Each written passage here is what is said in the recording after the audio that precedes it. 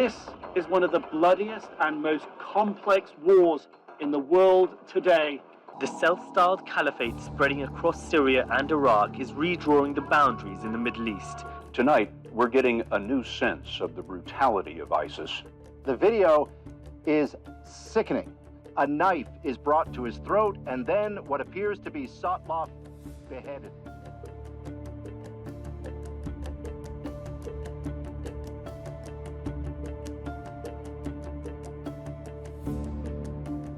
Summer 2014.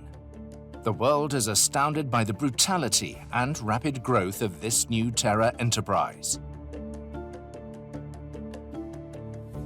Just a few kilometers away from the so-called capital of the caliphate, Lafarge keeps it business as usual. By August 2014, the French multinational struck a new deal with Daesh and the PKK. The agreement was negotiated in Dubai through Firas Tlas, with representatives of both terror groups. The terms establish Lafarge should finance PKK and Daesh terror campaigns in order to keep its factory working in Syria. Both terror groups receive an amount for each ton of cement. Taxes to keep the roads and checkpoints open for the factory goods. Daesh became the supplier of raw materials that fed Lafarge's factory needs. Profits into the pockets of Daesh. But none of this could have been possible if not for a French cover-up. In the summer of 2014, the French embassy in Jordan informs its government that Lafarge doesn't deal directly with the actors on the ground, the Syrian branch of the PKK and Daesh. The contact goes through the local distributors without implicating Lafarge. Again, this note has several addressees. One of them, the Minister of Economy, Emmanuel Macron, the now President of France. The other, the Minister of Finance, Michel Sapin. Did you know these diplomatic notes? Moi, je n'avais pas eu d'information de cette nature. Il est possible que, par exemple, les services du Trésor, qui ont aussi des représentants locaux, des services économiques locaux, aient pu avoir ce type de connaissances. Mais moi, ce n'est pas mon problème de ministre des Finances. The minister knew, and here is the evidence. A note sent from the finance ministry's legal services directly to Sapin's office reads, Lafarge has contributed to the financing of the Daesh terrorist organization. The elements contained in the formal letters and notes from our diplomatic posts in Jordan and Turkey are likely to constitute breaches of the European sanction regime, and the European Commission may ask French authorities to explain the matter.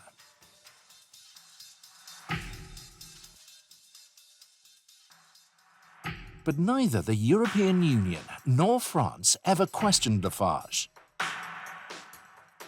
Ce dossier est vraiment intéressant dans les luttes de pouvoir qui existent entre les différentes parties mises en cause et la façon dont il s'envoie la balle de la responsabilité. À nouveau, la responsabilité de la société n'empêche pas la responsabilité de l'État, qui n'empêche pas la responsabilité de la Banque européenne d'investissement. Just a few days after the deal with Daesh and the PKK, the factory CEO sends this email to the group's vice president, saying, "We were supposed to get the passes today, and now Firas has informed me of a sudden change." Daesh did not want to share the factory with the PKK and pulled out of the agreement.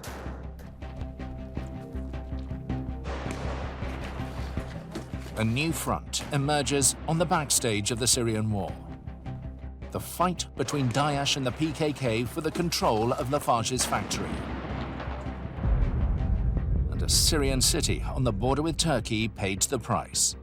There's been a setback in the fight against the ISIS terrorist group. Fighters Just a seeking short to time ago, overrun ISIS the strategic fighters city of released... Kobani. The battle there has raged now. ISIS, which now controls as much as 40% of the Syrian town of Kobani. Hearing the UN suggest over 10,000 civilians could be trapped by the fighting.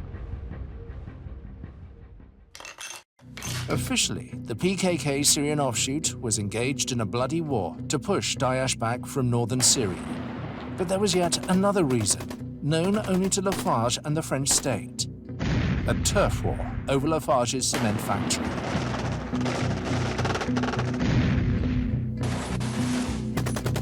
As part of the war for the factory, Daesh swept across the city of Kobani. On its way to Kobani, Daesh also seizes Lafarge's cement plant. قبل بيوم اتصلوا فيني من المعمل وقالوا لي لازم أنت تيجي اليوم داوم.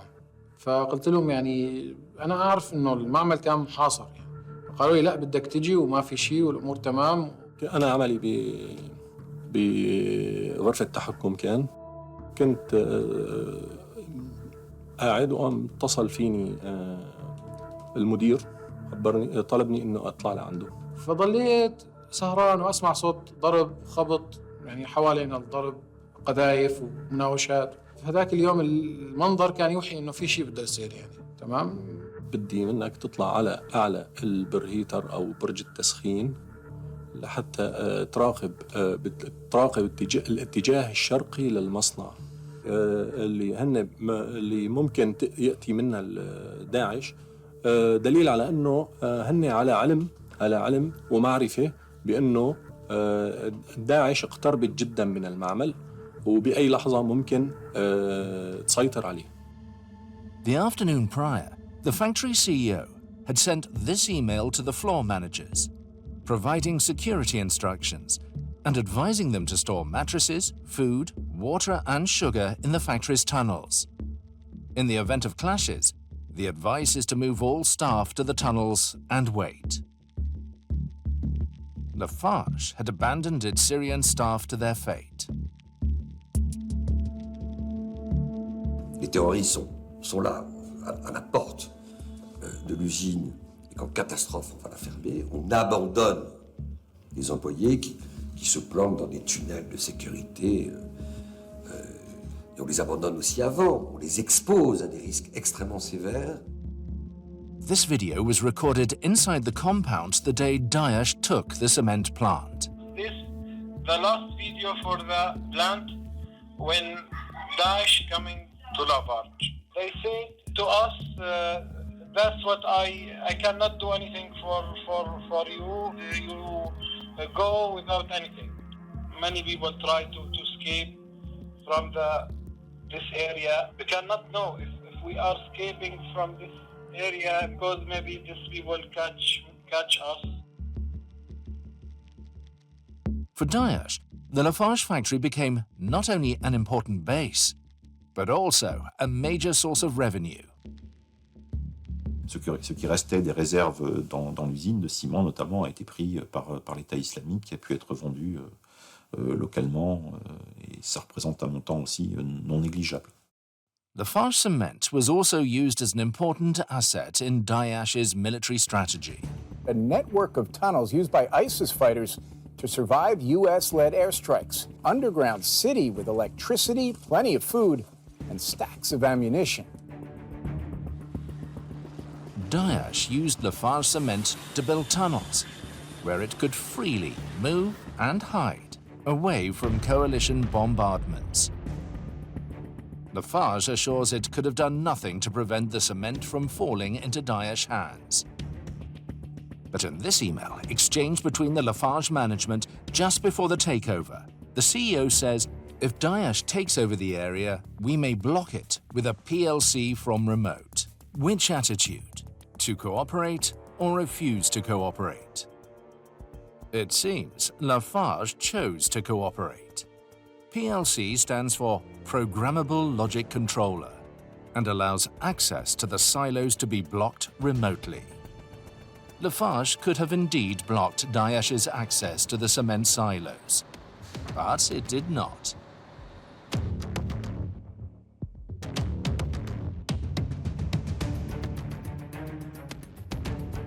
Le combat que la communauté internationale doit mener contre le terrorisme ne connaît pas de frontières.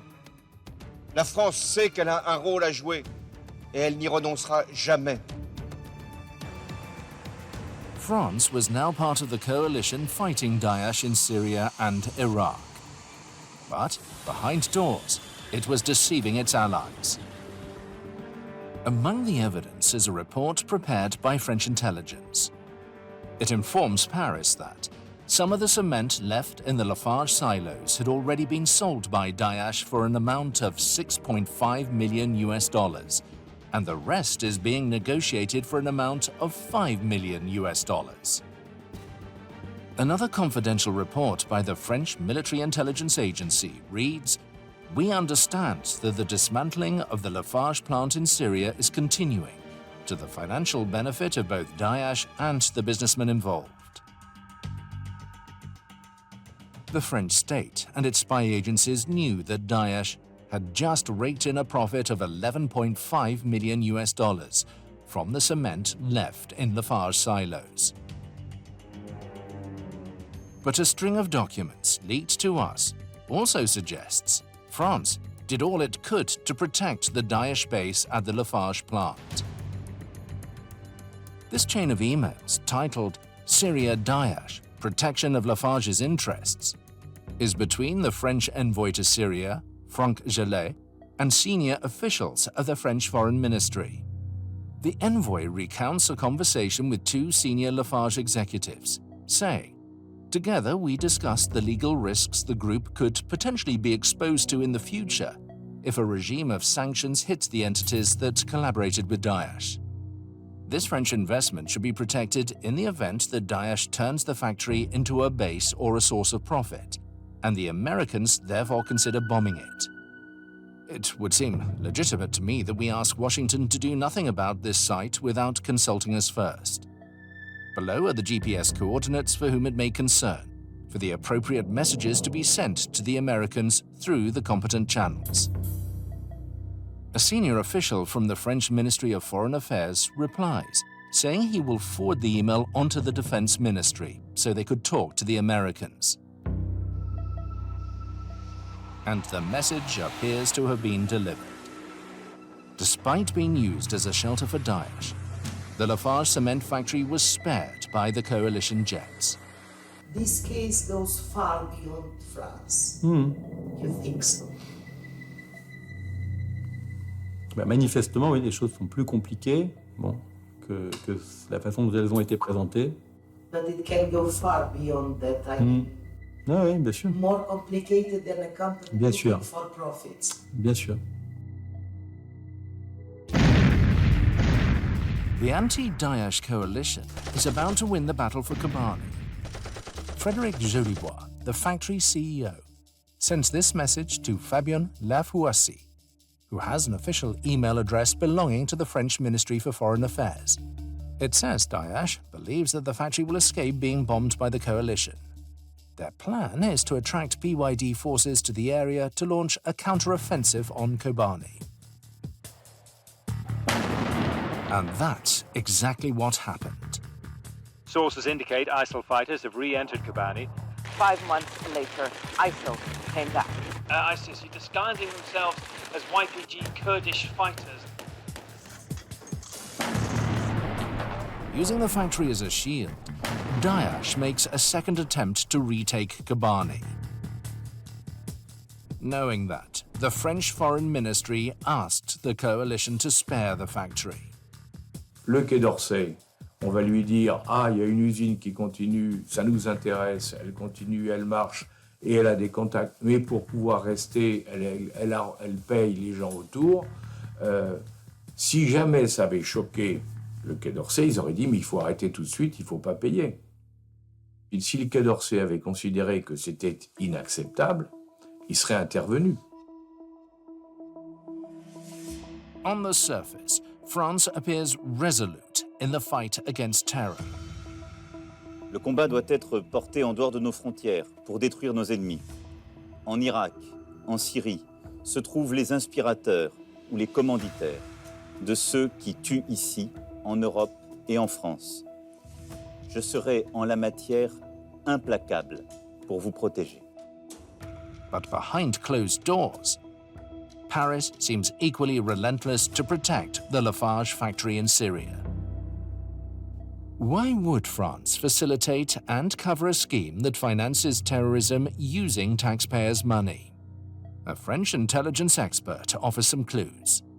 On ne peut pas mettre de côté les impératifs de la guerre secrète. C'est pas possible. First Class, Lafarge's shareholder and middleman between the company and armed groups, confirms the suspicions.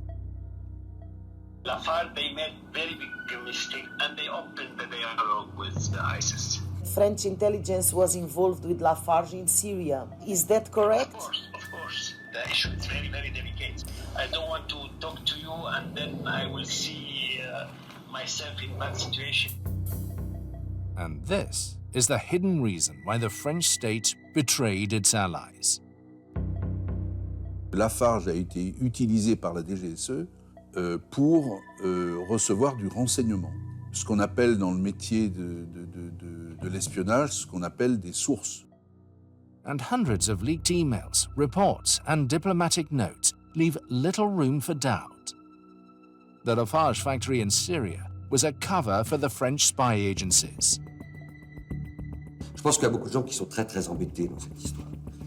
Parce que je pense que beaucoup de gens savaient, des politiques, les services bien sûr, puisqu'ils s'en sont servis. Il y avait beaucoup de gens qui savaient.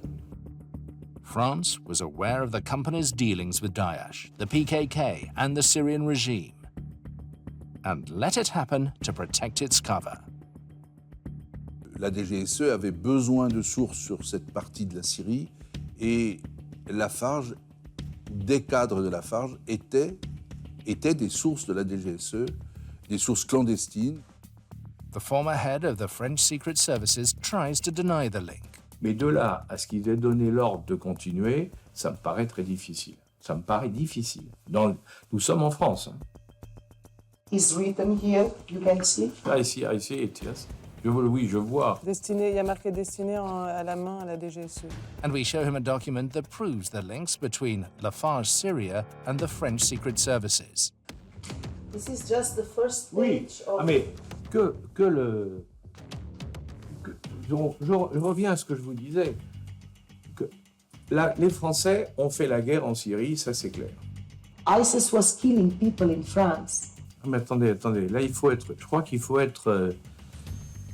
il faut quand même se souvenir, il y a l'idéal et il y a la réalité. The state was taking advantage of the state. Ah mais ça c'est ce que je vous ai dit. Complicity. Non, mais là il payait l'État terroriste et d'un autre côté, ça permettait à l'État français d'avoir des informations sur ce qui se passait là-bas. On payait du renseignement.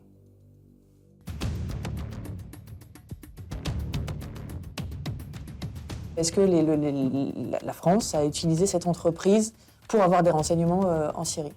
Que ensuite les services secrets soient en contact avec des entreprises françaises ou des personnes françaises sur le territoire syrien, ça fait, je crois, partie aussi de leur travail. Donc moi, je n'ai pas à porter le moindre jugement sur ces faits. But it raises a problem because in order to keep the factory working, Lafarge was in a very close relation with ISIS. Le ministre des Finances, il a connaissance de faits qui sont de son domaine de compétence.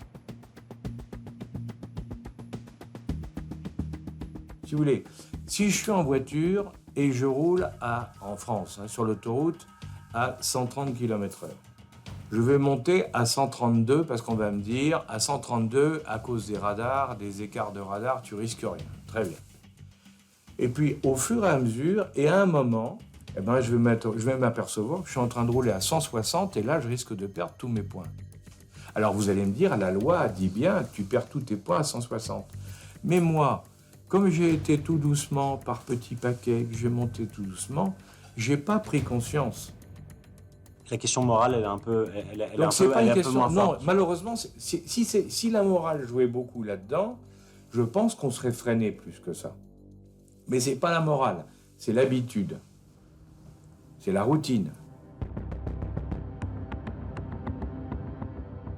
Que du fait d'avoir gardé une activité dans une zone contrôlée par ISIS, à ce moment-là, vous êtes dans la contradiction politique.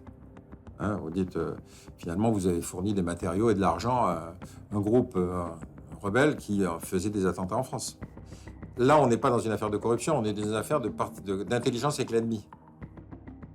La règle des opérations secrètes, la règle des guerres secrètes, c'est qu'un jour, on sait ce qui s'est passé.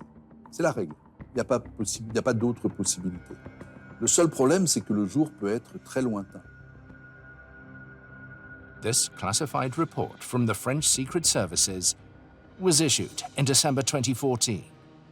It talks of a meeting to discuss the terms to reopen the factory between Lafarge's middleman, Amro Taleb, and a Daesh representative.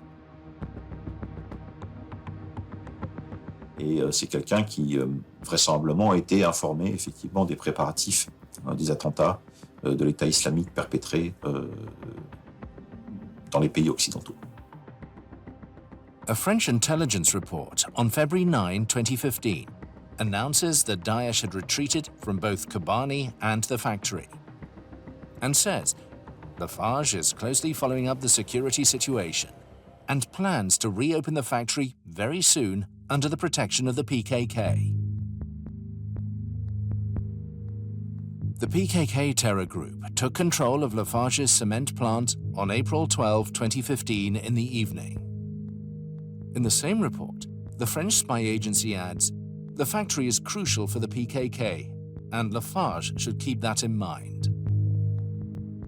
And the factory CEO emails the risk manager with clear instructions from Paris. From now on, the factory is to deal with the PKK only. The US says it has started arming As the YPG is aligned to the PKK. U.S. military dropped supplies for Kurdish forces for the first time. 45 tons of weapons to the YPG. A group that the US views as a terrorist organization. The YPG is using US support actually to perpetrate rights abuse.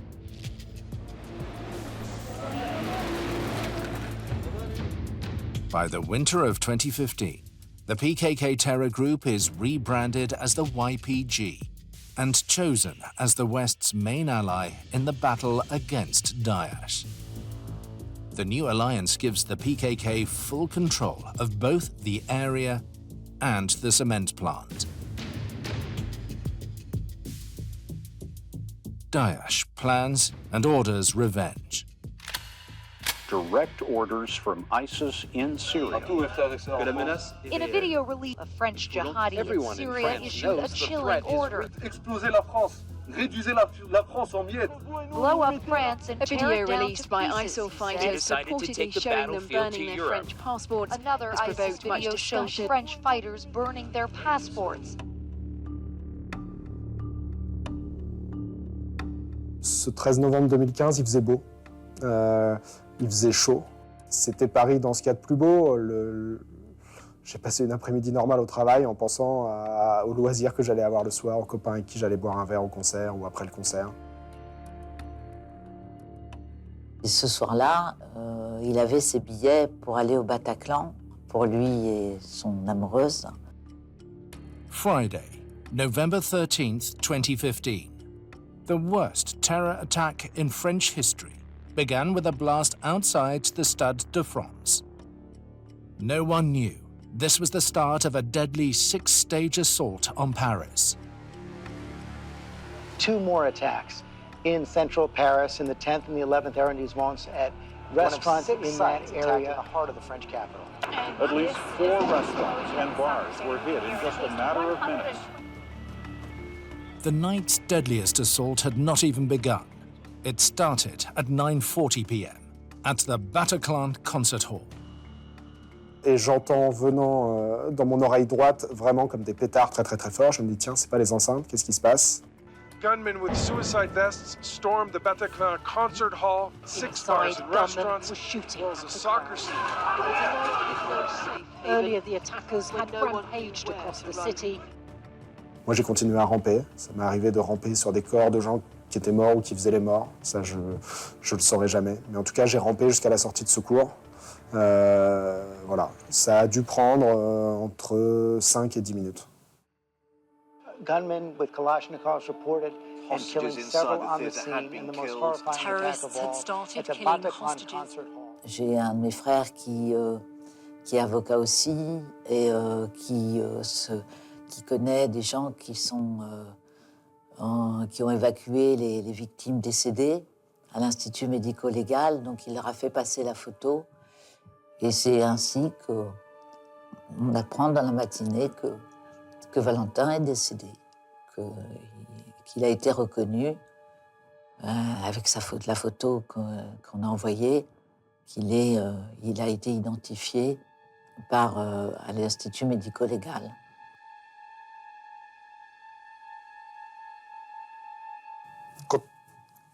Après tout ça, il y a une partie de votre mémoire qui sera à tout jamais marquée par cet attentat. Et je suis sûr que jusque dans mes vieux jours, une partie de mes souvenirs qui me restera, ça datera de ces 5 à 10 minutes à l'intérieur du Bataclan. Daesh claimed responsibility for the deadliest attacks to strike France since World War II. On the night of November 13, 2015, a French covert operation ends in bloodshed in the heart of Paris. Ce qui est difficile, et j'y ai beaucoup réfléchi, c'est un peu comme un chirurgien qui opère à cœur ouvert, c'est que dès que les services font une erreur, évidemment, il y a des morts. Donc, à quoi a servi l'argent de Lafarge? Combien ont-ils donné? Qui a donné? Qui savait? Et quand je dis qui savait, y compris en France. Ce lien entre la personne en lien avec Lafarge et la personne qui a mené ces attentats en France n'est certainement pas effectivement une coïncidence. En tout cas, les juges devront établir ce lien de causalité et nous espérons pour cela, une fois de plus, que l'instruction pourra continuer dans ce sens. The link between the Paris attacks and Lafarge is this man. He was Daesh's representative, spotted by French intelligence months before the attacks, negotiating with Lafarge to reopen the factory. C'est pas une coïncidence dans le sens où, encore une fois, c'est un des principaux émirs sur place de l'État islamique et donc il contrôle cette région. C'est lui qui avait la main mise à la fois sur les opérations de l'organisation terroriste, mais également sur les finances du groupe. Et donc c'est la raison pour laquelle il a connaissance effectivement à la fois de ce qui va se passer à Paris et qu'il est en première ligne aussi par rapport aux négociations avec Lafarge sur le plan financier. His name is Abu Luqman. He is the architect of Daesh's intelligence service, EMNI, and most of the terror group's atrocities. When the negotiations with Lafarge failed and the PKK's Syrian offshoot won the battle for the factory, he gave the order to attack Paris. Est-ce que vous pensez qu'il a été plus qu'informé? Non, je crois qu'il a été plus qu'informé. Je crois qu'il a eu un rôle très important en tant que dans la planification de ces attentats. This report was prepared by French intelligence almost 1 year before the Paris attacks. In it, the French spy agencies refer to Abu Luqman as one of the most important Daesh figures in Syria, but they also mention his links to Lafarge, which can only mean that the French state was aware of Lafarge's relations with a man who, on November 13, 2015, would order the massacre of its own citizens. Ce serait trop douloureux de penser que Valentin et tant d'autres sont décédés parce que trop de collusion entre le ministère des Affaires étrangères. Je ne peux pas pour le moment accepter cette idée. Voilà, donc je ne peux pas m'exprimer plus parce que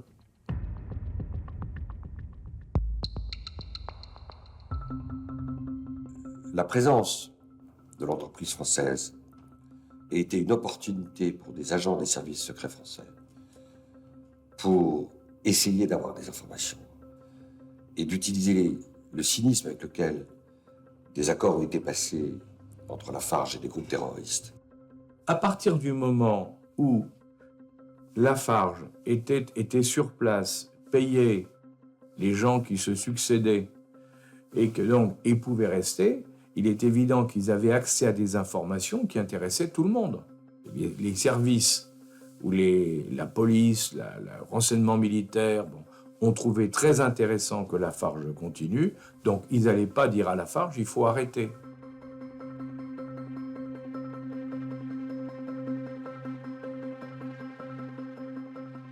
l'argent est fongible, c'est-à-dire que quand Lafarge donne $1 au groupe terroriste, la fongibilité de l'argent, ça veut dire que ce dollar, il est réputé se trouver dans le financement des attentats de 2015 à Paris. Et à quel moment se pose la question de la moralité? Les services, ils n'ont pas à se poser des questions de morale. Après, la morale, elle peut être différente suivant les personnes qui l'apprécient. Donc, ce n'est pas la morale qu'on apprécie. Des familles, des victimes des attentats du Bataclan, du 13 novembre, etc., qui peuvent dire la Kalachnikov qui a tué mon fils a été achetée avec l'argent de Lafarge. After the attacks, the French Parliament ordered an inquiry into Daesh's sources of financing. Frédéric Poisson presided over the commission. Also on board was Gérard Bapt. Auditionné beaucoup de fonctionnaires, beaucoup d'experts, parfois des personnalités étrangères. Quand vous dites que vous avez auditionné des fonctionnaires, c'était des fonctionnaires d'État, des services? Oui, tout à fait, des fonctionnaires d'État, oui, notamment du Quai d'Orsay, notamment des finances de Bercy, et puis aussi des responsables militaires ou des services de renseignement. While the inquiry commission was investigating the source of Daesh's financing, the French newspaper Le Monde published a story about the Lafarge's affair on its front page. Je suis journaliste au Monde, grand reporter. J'ai dirigé le service international de 2014 à 2018, à l'époque où l'affaire Lafarge est sortie. The article accused Lafarge of indirectly financing Daesh. It was the first time the saga had made the French headlines. Il y a eu des menaces de procès de Amo Taleb quand on a publié son nom, qui a dit je vais vous poursuivre. J'ai dit ok, allez-y. Et en fait, c'était le patron de Lafarge qui commençait à paniquer. Voilà. Le jour où Firas Tlas m'a répondu au téléphone, en 24 heures, j'ai compris aussi que voilà, on touchait à quelque chose d'important. The article barely scratched the surface of the intricate story, but it was enough to cause a stir. Anne Méo, c'est la directrice d'une agence de communication très importante en France qui gère les situations de crise et d'urgence des VIP. Le jour où Anne Méo m'a appelé, je me suis dit « Ah, là, il se passe quelque chose de grave. Là, on touche à un vrai problème. » The article brought the Lafarge affair to the attention of the French Parliament. But it generated only a short paragraph in the final report of the Parliamentary Inquiry Commission, which concluded there is nothing that can establish that Lafarge participated directly or indirectly or even passively in the financing of Daesh. La conclusion qui a été donnée devant la mission a été de dire qu'il ne s'agissait pas là d'une piste à explorer sérieuse. Donc c'est M. Poisson et M. Kader Arif qui vous ont dit non, ce sont que des rumeurs. Exactement. There's reason to suggest that the Parliamentary Commission ignored Lafarge's financing of Daesh on purpose. This leaked email is from Lafarge's head of public affairs to the group board of directors. Here, it appears that the president of the commission called Lafarge not to investigate the truth, but to warn about the inquiry.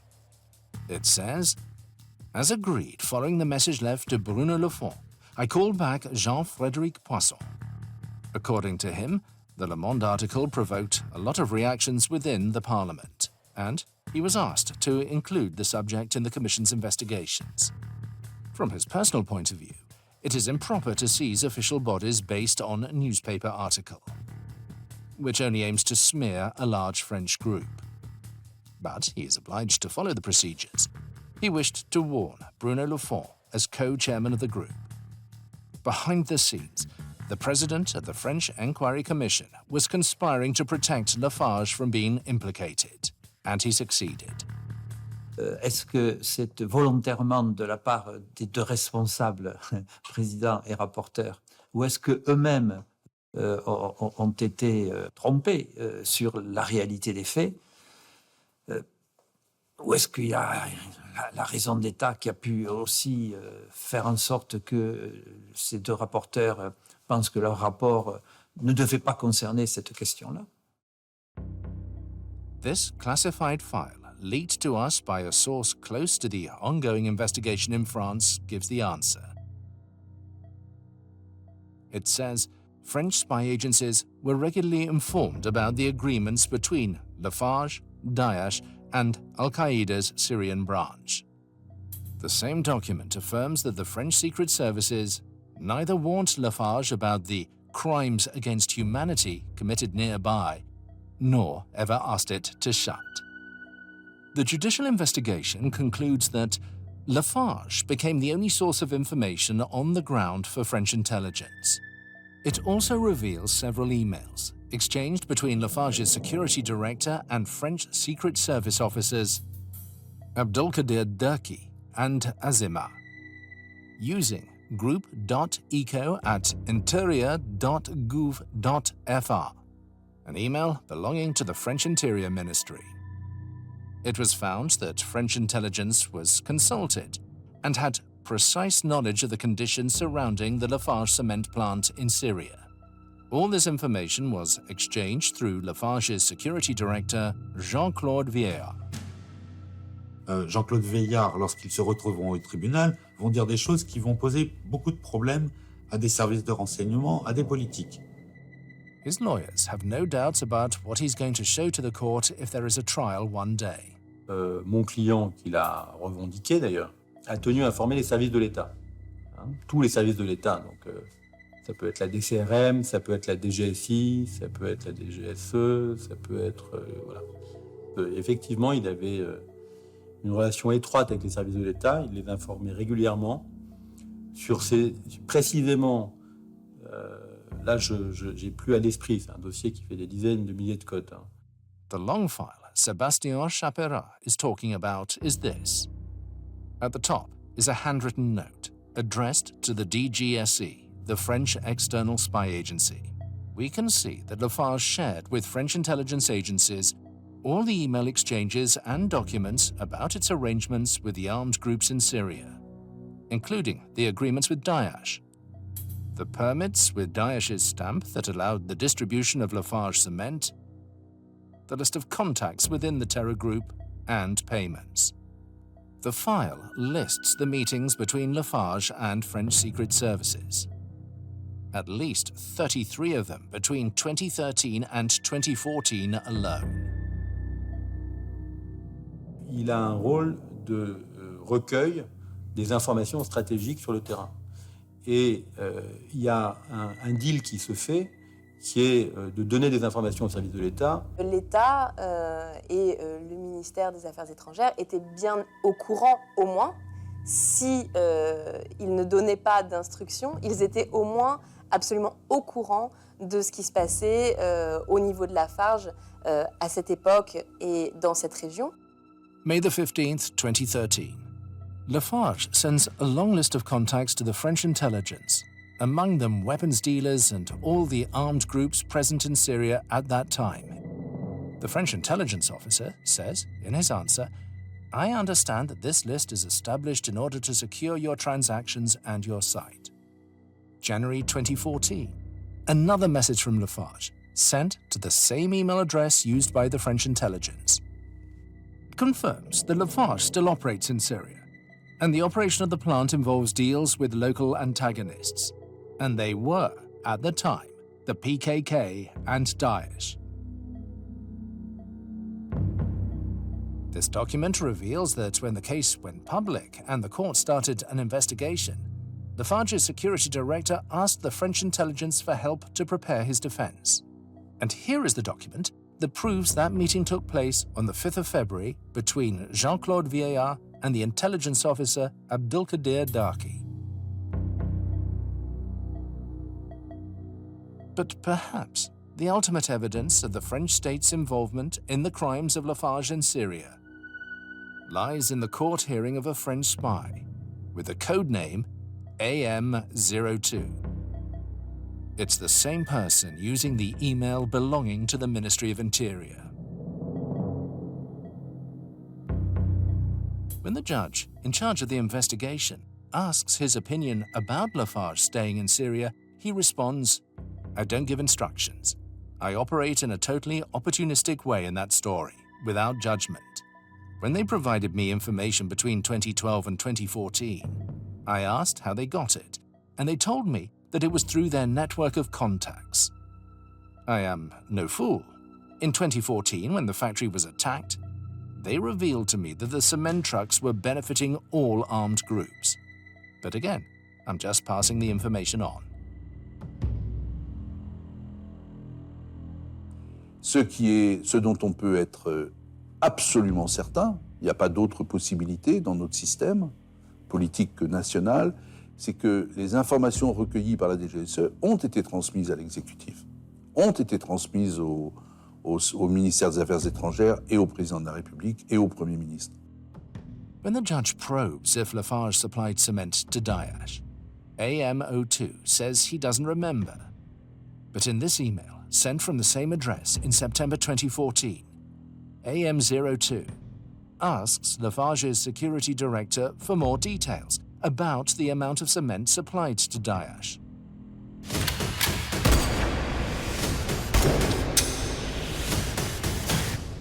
Il y avait bien eu des ventes de ciment au groupe de l'État islamique qui, bien entendu, s'en est servi après, non seulement pour se protéger contre la coalition, mais aussi pour faire ces fameux bunkers où des milliers, notamment de prisonniers et de femmes yézidis étaient torturés. Et c'est la raison pour laquelle cette vente de ciment doit être considérée comme un acte positif potentiel de complicité de crimes contre l'humanité. By the end of the hearing, the French spy with the code name AM02 confesses, "We operated in a total opportunistic way, taking advantage of Lafarge's presence in Syria." With the media abuzz with the case, Lafarge takes a step forward. It asks law firms PricewaterhouseCoopers and Baker McKenzie to conduct an internal audit. But it seems Lafarge's only intention is to silence the media frenzy. As once the audit begins, the company once again calls on French intelligence to intervene. The email reads, "An investigation was launched in defiance of any notion of information protection. Archives and data have been made available and taken out of the company by a team of representatives from Baker McKenzie and PwC. It proceeds to provide French intelligence the names of the PwC auditors." Days later, another email containing the names, addresses, phone numbers, and other personal information of Baker and McKenzie auditors. By September 2016, Lafarge had nowhere left to hide. The French government had to react and demanded an official inquiry through the Minister of Finance, Michel Sapin. La douane, en particulier, avait constaté un certain nombre de situations concernant Lafarge qui lui paraissaient pouvoir être assimilées à du financement de terrorisme. Il y a un article, qui est l'article 40 du Code de procédure pénale, qui dit que tout fonctionnaire public qui a connaissance d'une infraction doit la révéler au parquet. Qu'est-ce qu'ils ont fait, tous ces fonctionnaires à Bercy, pendant des années? Le ministère des Finances. Évidemment qu'il y a des informations qui sont remontées. Évidemment qu'il y a des gens qui auraient dû parler, qui auraient dû révéler, et qui ne l'ont pas fait. Ma question c'est, est-ce qu'il y a des moyens supplémentaires qui ont été donnés à l'État islamique pour frapper la France?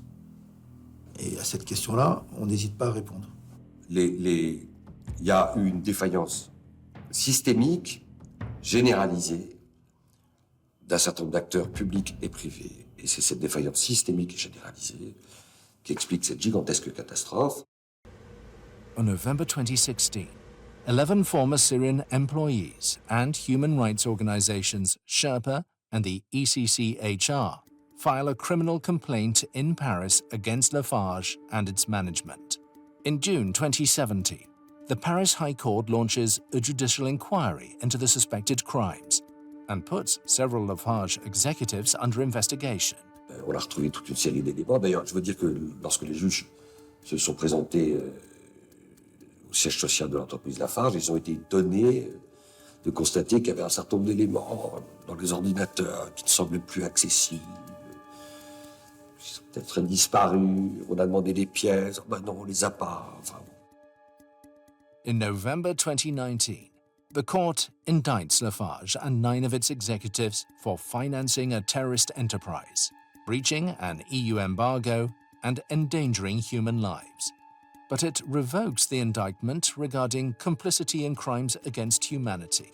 The French prosecutor makes the decision based on this document Lafarge sent to the court, which says, during the years it used Lafarge in Syria, French intelligence never mentioned the existence of crimes against humanity, and the consequent need for Lafarge to call off the agreements and cease the operation of the plant. The court decides Lafarge hadn't officially been informed of these crimes and was therefore not an accomplice. on a montré une vidéo des décapitations, ce qui se passait à côté de Raqqa. À ces gens, enfin, vous ne saviez pas. Vous ne saviez pas ce qui se passait à quelques dizaines de kilomètres. Le monde entier parlait, le monde entier. Lafarge savait qu'en maintenant son activité et en finançant autant des groupes armés, elle contribuerait aux crimes contre l'humanité de Daesh. By the end of 2019, the Paris Court of Appeal denies civil party status to the NGOs that launched the case. With this decision, the NGOs lost their access to the file and the possibility to act against Lafarge in the courts. Lafarge a aussi demandé à ce que les associations comme les nôtres soient jugées irrecevables. Malheureusement, la Chambre de l'instruction a donné droit à Lafarge. Donc nous n'avons plus accès au dossier jusqu'à la décision de la Cour de cassation. The associations representing the victims of the Paris attacks were prevented by the French justice system to join the case as plaintiffs. C'est assez mystérieux parce que je crois qu'ils ne souhaitent pas voir arriver les associations de victimes du 13 novembre 2015 sur ce dossier-là. Arrest warrants were issued for 2 local intermediaries at the heart of the case, Amro Talab and Firas Tlas. So far, Firas Tlas hasn't appeared before the judges in France. He's settled in Dubai, away from the arms of justice. Amro Talab presented himself to the court for a hearing, but the serious charges against him didn't prevent the court from allowing him to leave France. Compte tenu de la gravité des crimes, du fait que le procureur lui-même et le juge d'instruction, les deux, avaient demandé l'incarcération des 3 principaux responsables et que le juge des libertés et de la détention ne les a pas placés en détention, est-ce que c'était un peu surprenant? Oui, c'était surprenant. The evidence we've uncovered has been in the hands of the French justice system since 2016, but French courts are yet to decide if there will be a trial. Et on ne sait pas qui va être jugé et qui ne va pas l'être. Seulement les juges de Lafarge? Est-ce que ça va, on va convoquer au tribunal des diplomates, des agents secrets? On ne sait pas encore. Donc, est-ce qu'on va les convoquer comme témoins, comme complices?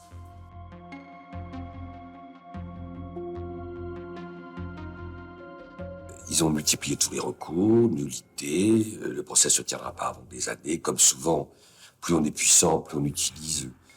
C'est de bonne guerre. Je ne veux pas critiquer cela. Des armadas d'avocats pour faire en sorte que on devienne un peu amnésique, qu'on oublie. The victims of the Paris attacks are still struggling to heal. Syria now lies in ruins. The building in northern Syria that once sheltered Lafarge's cement factory still stands.